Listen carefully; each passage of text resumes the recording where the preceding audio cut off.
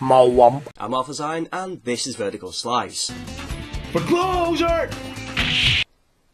Market is falling, purchase corruption.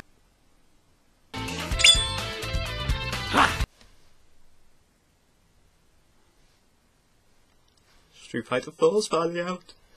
Anyway, speaking of new releases, Nintendo have announced when the third hardware iteration of their all-conquering DS, the DSi, is due to be released in Europe. The shock is in, we're getting it a couple of days before the US.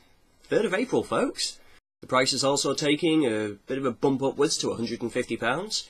If you fancy getting your mitts on one with a bit of a poor deal, you could always take along a DS Lite. Well, no love for the fats. A Wii, a PSP 3000. Again, what about the older versions?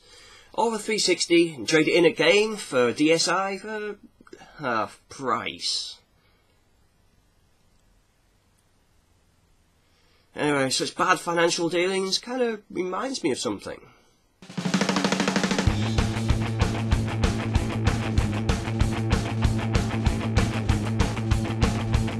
Those colossal numbers allow me to stumble into the next bit of news. Blizzard, the makers of Juggernaut MMO World of Warcraft, have announced that their next content patch will feature their most epicest raid encounter ever. Ulduar will hopefully ratchet things up a notch and provide a little challenge to those currently starved of any. Also, for those lore followers out there, it's going to feature one of those curious old gods, presumably Yogg-Saron as the assumed end boss.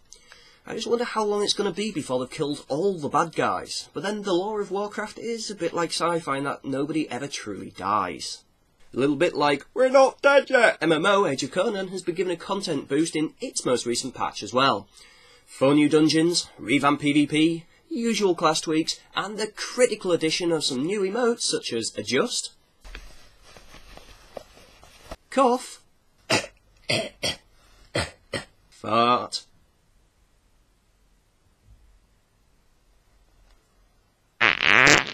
Nose Pick, and Sneeze. Phew.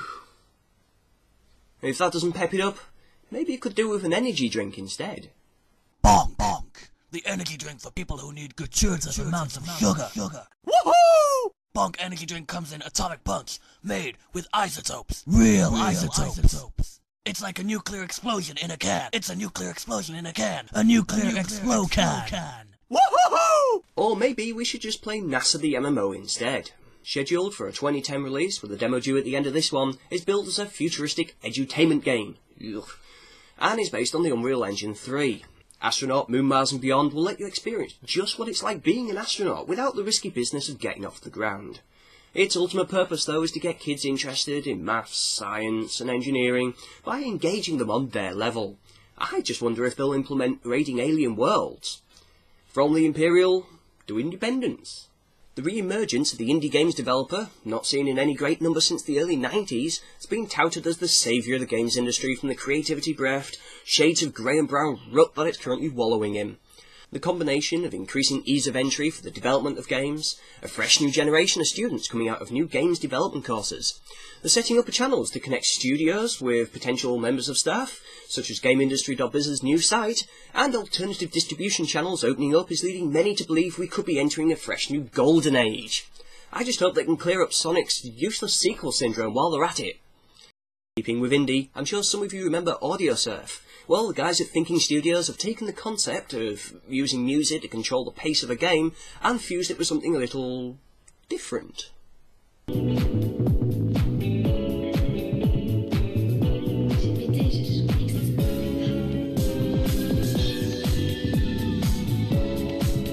And finally, we have a You Just Don't Get It award for Common Sense Media. No matter what you may think, what you may believe, games are art. They fulfil whatever standard you attempt to throw against them. And, shock horror, they're played by people that are older than 16, and it's well within their rights to expect their games to treat them as such.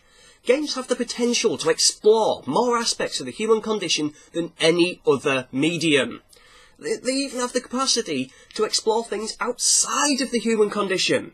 Your obviously prudish values notwithstanding, if you're asking why a man's penis is on show when it's not important to the plot, then ask yourself, why do film producers feel the need to put naked people in their scenes when it's not central to their plot either? Rockstar are the ones pushing the boundaries to bring games onto an even playing field with the rest of their media compatriots. Guns, violence, theft, they were okay in the game by you, but the slightest sight of a digital pork sword got you hot under the collar?